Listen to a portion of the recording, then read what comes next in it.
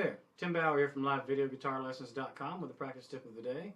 This one is for the beginning player, and today I want to talk a little bit more about some exercises to help you learn how to change your chords a little faster. This one, there's already a few videos of exercises over on the website. Just look for the ones that deal with changing chords, and this is just another to add to the group. The website's www.livevideoguitarlessons.com.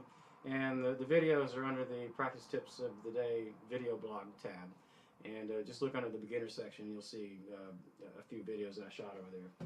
Alright, so this one is on a scale of 1 to 10, with 1 being an experience level scale of 1 to 10. 1 being you just bought your guitar yesterday, never played it before, and 10 being you've been playing 4 or 5 months, I guess.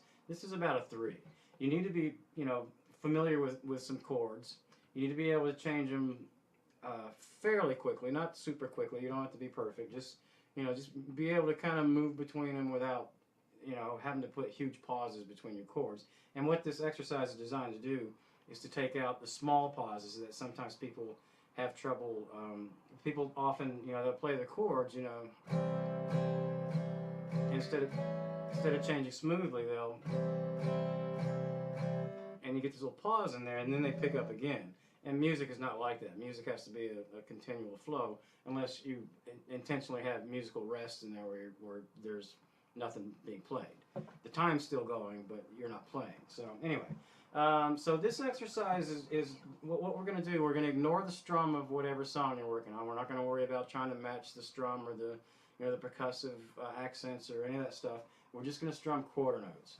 Quarter notes are the beat of the song, and it's what a metronome clicks out when you're, well, usually, unless you set it differently. And they're just going to all be downstrokes. So what I'm going to do, I'm going to pick a common chord progression.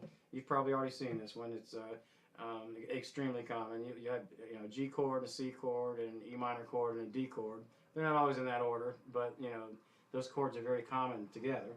And I'm just going to do one measure of each. So one measure is 4 counts of each. And a lot of songs are set up that way. Alright, so what it looks like, I'm going to do it without the metronome for a second. And I'm just going to play my G chord. And I'm just going to keep a steady beat here. And I'm going to change without any pauses between these chords. So I'm just going to do this. So.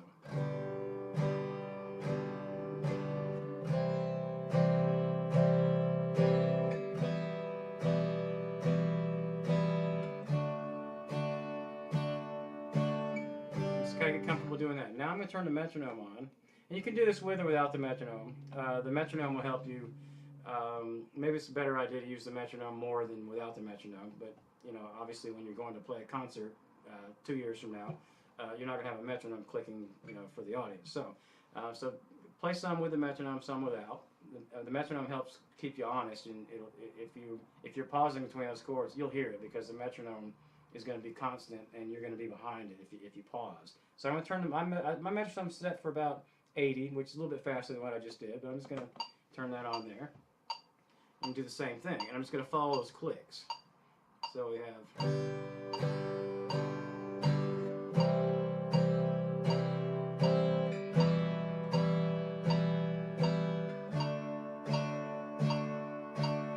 Just get comfortable doing that.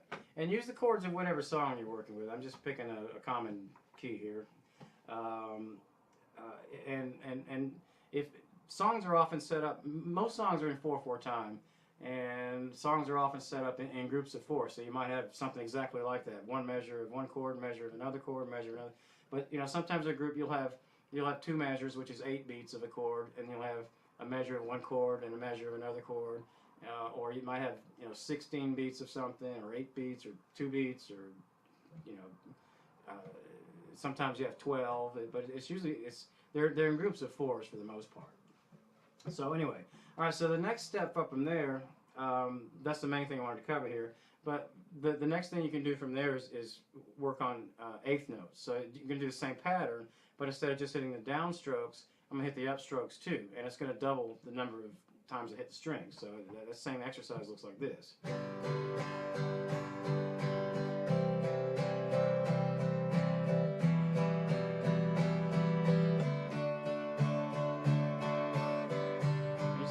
Used to that, and you can use a metronome for that as well. I would recommend it, some, maybe half and half on that. And the idea that we're trying to get where we can move these chords pretty fluidly, and then once we get where we're not having to think too much over here, right now we're designing an exercise where we're putting all our concentration over here and not thinking too much over here. That's why we're making this drum so easy. And once we get a little better over here, we're gonna reverse that. And now I'm not thinking too much about the chord changes over here, and I want to put all my concentration over here so I can play something cool rather than these quarter notes, which are, you know, they're a little dull to a listener. So and then you can think about, you know, adding interesting rhythmic patterns over here, something like, you know.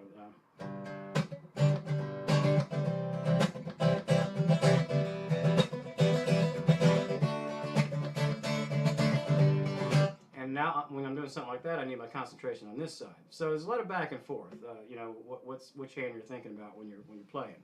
So anyway, I just want to get you, you know, get you some exercises that'll help you, you know, get through the hard part of getting started on guitar and getting through those chord changes. And that way we can move on to, you know, something that's more creative and you know, more interesting. So anyway. Hopefully that helps. Thanks for tuning into this practice tip. Tune in again tomorrow for another one, and I will see you then. Thanks.